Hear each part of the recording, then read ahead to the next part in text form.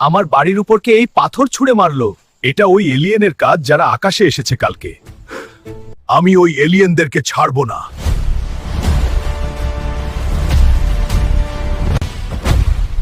Alien সালার পুত্তরে আজকে খাইছি, দাঁড়া।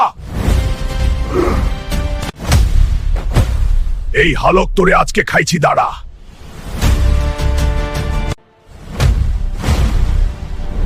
আমি ওর সাথে পারছি না কেন?